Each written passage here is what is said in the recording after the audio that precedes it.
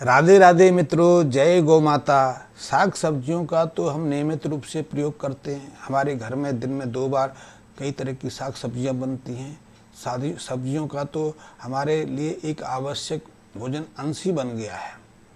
और हम सब्जियों का सिर्फ भोजन के रूप में ही प्रयोग नहीं करते। हमारे बहुत सारे मित्र हैं जो सब्जियों के माध्यम से साग सब्जियां उगा के अपनी आजीविका भी चलाते हैं, किसानी के रूप में काम करते हैं। लेकिन दोनों को एक समस्या का सामना करना पड़ रहा है।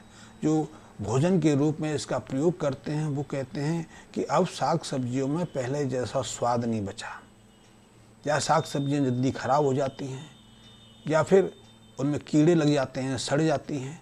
और यही समस्या उन जो साग सब्जियां उगाते हैं उन किसानों के सामने भी रहती है। किसान भी इस बात को बार बार कहता है कि वो जितने पौधे लगाता है उतने पौधे पूरी तरह से विकसित नहीं होते, या विकसित हो जाते हैं तो उनके ऊपर जो फसल आती है, चाहे बैंगन की हो, टमाटर की हो, हरी मिर्च की हो, गोभी की हो, किसी भी तरह की साग सब्जियों की हो, अब बिना खाद के, बिना जो रसायन दवाएं हैं उनका पूरा साइज विकसित नहीं होता। उसके बावजूद भी उन पर बार बार रोग आक्रमण करते रहते हैं। तो ऐसे में उसको आधे से ज़्यादा सब्जियां तो का नुकसान उठाना पड़ता है, या पूरी तरह से फसल प्राप्त नहीं हो पाती। ये यथार्थ हम हर व्यक्ति स्वीकार करता है। सब्जियां महंगी भी बहुत हैं। क्या महंगी होना तो एक अलग चीज़ है, उस पर मैं सीधे सीधे कोई अपना दृष्टिकोण नहीं रखना चाहूँगा। लेकिन सब्जियों के बारे में जो स्वाद की स्थिति है वो 2 चीज़ से बदली है। पहली चीज़ तो कि ज़्यादातर साग सब्जियाँ ज़्यादातर फसलें हैं वो हाइब्रिड बीजों से पैदा हो रही हैं। हाइब्रिड बीज का अर्थ है कि उनके गुणों को बदल दिया गया है, या फिर मैं एक तरह से कहूँ, मैं हाइब्रिड बीजों को कहता हूँ बांझ फसलों के माध्यम से जो चीज़ हमें उपलब्ध होती है उसको हम हाइब्रिड फसल कहते हैं। कि उन बीजों से आप दोबारा से फसल नहीं ले सकते। आज आप यदि बैंगन उगाते हैं तो उस बैंगन के बीज से आप दोबारा से बैंगन की खेती नहीं ले सकते। आप टमाटर के माध्यम से टमाटर की खेती नहीं ले सकते। आप मिर्च के माध्यम से मिर्च की खेती नहीं ले सकते, क्योंकि अब जो आप उगा रहे हैं वो बांझ हैं। और इसी को हम हाइब्रिड कहते हैं। पहले तो आपने देखा होगा, बारिश का महीना चल रहा है, आपने पहले देखा होगा, यदि आपने 20-25 साल पुरानी यादों में चले जाएं तो कहीं भी हरी मिर्च के, टमाटर के, बैंगन के बहुत सारे ऐसे साग सब्जियों के पेड़ आपको मिल जाते थे देखने में। पौधे कहीं भी मिल जाते थे, किसी घोड़े पर या और कई जगहों पर आपने देखा होगा। वो बीज स्वतः उगाते थे, क्योंकि तब हमारे जो साग सब्जियां हैं, हमारे जो फल होते थे वो प्राकृतिक होते थे, वो बांझ नहीं थे। लेकिन जब से हमने ज़्यादा उपज के चक्कर में नए प्रयोग शुरू किया, हाइब्रिड बीजों का उत्पादन शुरू किया, अब आप ऐसे बीज पौधों को कहीं उगते नहीं दिखते। क्योंकि तब हम यहाँ मल विसर्जन करते थे या सड़ी साग सब्जियों को फेंकते थे, वहीं से उनके बीजों से वो पौधे निकल आते थे। तो बहुत आपने प्रयोग किया होगा, मैं तो ऐसे प्रयोग बचपन में करता रहा कि ऐसे पौधों को उखाड़ के क्यारियों में लगा देते थे, स्कूल में लगा देते, अपने घर के आंगन में लगा देते थे, अपने खेतों में लगा देते थे, और वो फसल भी होती थी तो उसका सेवन भी करते थे। लेकिन अब आपको ऐसा दिखाई नहीं देता। दिखाई देगा भी तो ऐसे प्राकृतिक बीजों से दिखाई देगा। तो स्वाद इसलिए नहीं है कि अब हाइब्रिड बीज हमें उपलब्ध हैं। दूसरा है कि फसलों पे कीड़े क्यों लग जाते हैं, या फसलों का बिना खाद के जो रसायन आधारित खाद हैं या बिना दवाओं के पूरी तरह से विकास क्यों नहीं होता। उसका कारण है कि हमारी जो खेतों की ज़मीन है उसमें उर्वरता नहीं रही, अब उसमें पोषक तत्व भी नहीं रहे। पृथ्वी हमारी, खेतों की ज़मीन हमारी बहुत कमज़ोर हो गई है, या अस्वस्थ हो गई है, बीमार पड़ गई है। खेती की ज़मीन पर ही फसल की उत्पादकता निर्भर करती है। फसलों का जो फल है, पुरुषार्थ है किसान का, वो निर्भर करता है। यदि उसकी ज़मीन स्वस्थ है, प्राकृतिक है, तो उसको अच्छी फसल मिलेगी, उसकी फसल भरपूर मात्रा में अपना फल देगी। लेकिन उसकी यदि ज़मीन ही कमज़ोर है तो निश्चित रूप से उसको ऐसी परेशानियों का सामना करना पड़ेगा। वो बीज डालेगा तो बीज पूरी तरह से अंकुरित नहीं होंगे, अंकुरित हो जाएंगे तो फसल पूरी तरह से विकसित नहीं होगी, विकसित हो जाए तो उसको थोड़े से अप्राकृतिक वातावरण में ठंड ज़्यादा पड़ जाए, गर्मी ज़्यादा पड़ जाए, पानी में देरी हो जाए या किसी और प्राकृतिक आपदा से उसको अपनी फसल का नुकसान उठाना पड़ता है। और फसल भी यदि सही बच जाए, उसका विकास भी सही हो जाए और उस पर जब फल आने की बारी हो या पुष्प फूल खिलने की बारी हो तो अचानक बीमारियों का आक्रमण हो जाता है, तो बीमारियों के कारण उसको अपनी फसल गंवानी पड़ती है। इसलिए किसानों को साग सब्जी हो, फल हो या फसलें हो, बीमारियों के कारण या ऐसे जो प्रतिकूल स्थितियों के कारण काफ़ी नुकसान उठाना पड़ता है। लेकिन इससे आप बच सकते हैं, इसको आप बदल सकते हैं। उसको बदलना कोई ज़्यादा मुश्किल नहीं है। बदलना है तो सीधे सीधे आप गाय के गोबर का प्रयोग कर सकते हैं। मैं गाय के गोबर की क्यों कहता हूँ, मैं दूसरे पशुओं की गोबर की क्यों नहीं कहता। गाय, बैल और नंदी जो हमारी अपनी भूमि के हैं, उनका गोबर गौमूत्र हमारे लिए बहुत महत्वपूर्ण है। लेकिन भैंस का इतना महत्वपूर्ण नहीं है। भैंस के गोबर की तुलना करके देख लीजिए आप। यदि आपके घर में देसी गाय है, भैंस है, दोनों को देखिए कि यहाँ भैंस का गोबर गिरे या गाय का गोबर गिरे तो उसके 2 घंटे 3 घंटे के बाद 4 घंटे के बाद उनको दोबारा पलट के देखिए, आप एक परिवर्तन देखेंगे कि गाय का गोबर जहाँ गिरेगा वहाँ किसी तरह की दुर्गंध नहीं होगी, किसी तरह के कीड़े विकसित नहीं होंगे। हाँ, कभी कभी उसमें घोंघे मिल जाएंगे, आपको गुबरैल मिल जाएंगे। गुबरैल गोबर खाने वाला एक कीड़ा है, इसको डंग बेटल बोलते हैं।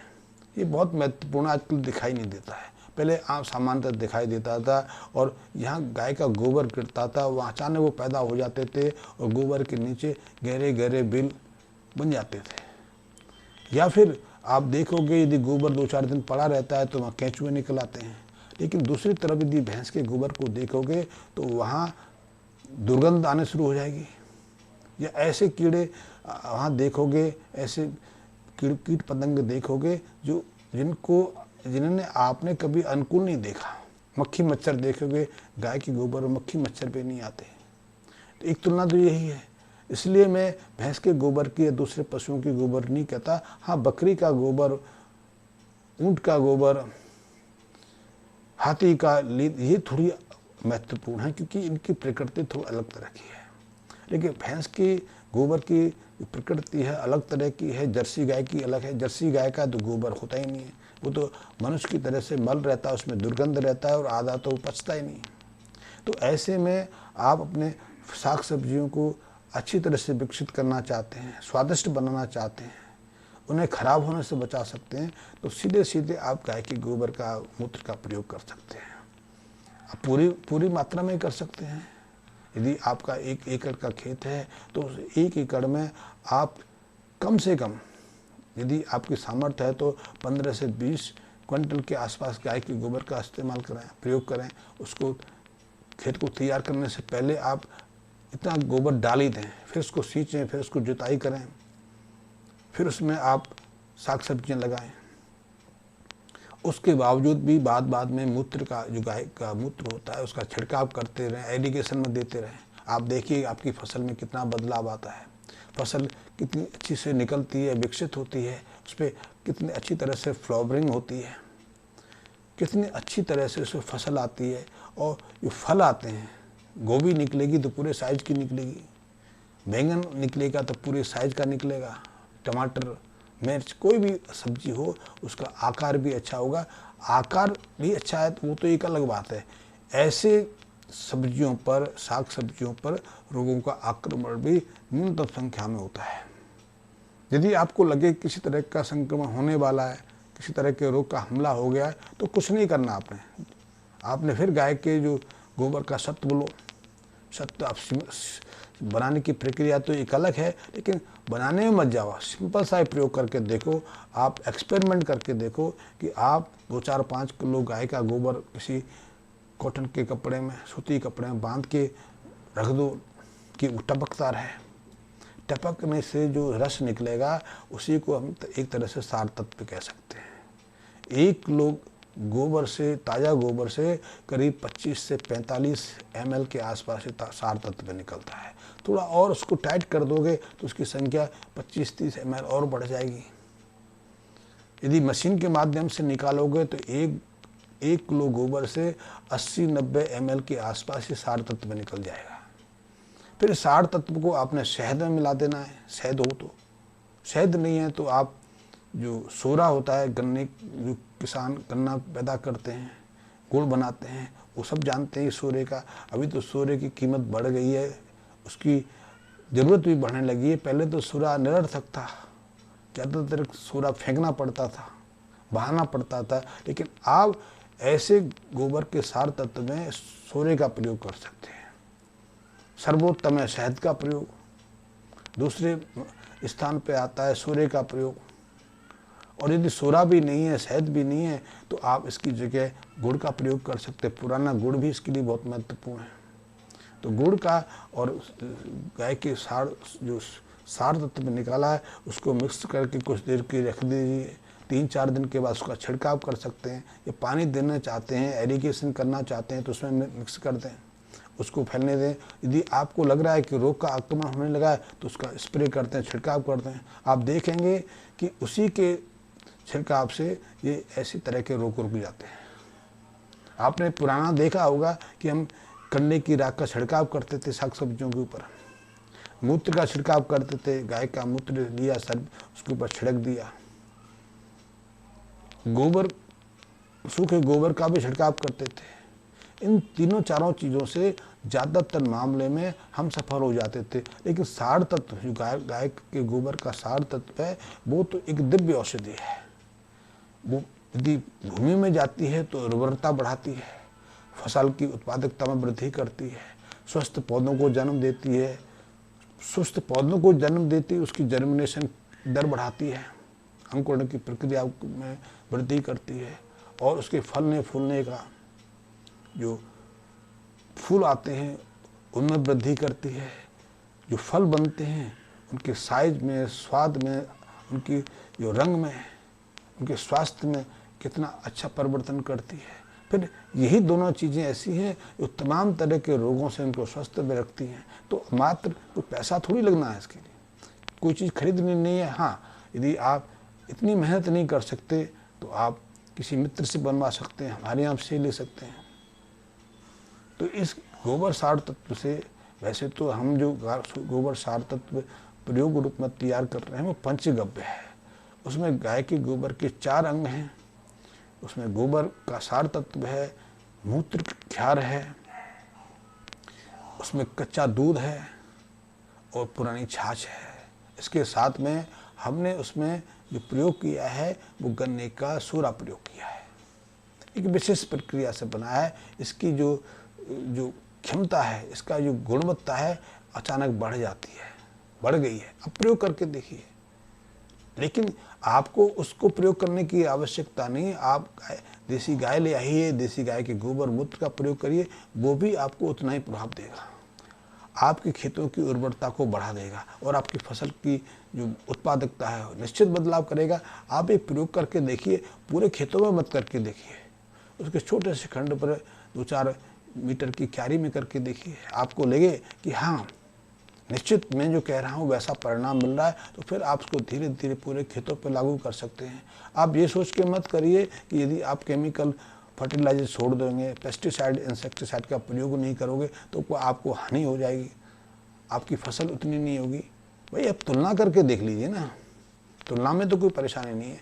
तो इस प्रयोग से आपकी जो साग सब्जियों की जो नष्ट होने की प्रक्रिया है वो घटेगी, स्वाद में परिवर्तन आएगा, उसकी जो लुक है वो बदलेगी, वो सहजता से सड़ने की प्रक्रिया नहीं होगी जो सामान्यतः हो जाती है।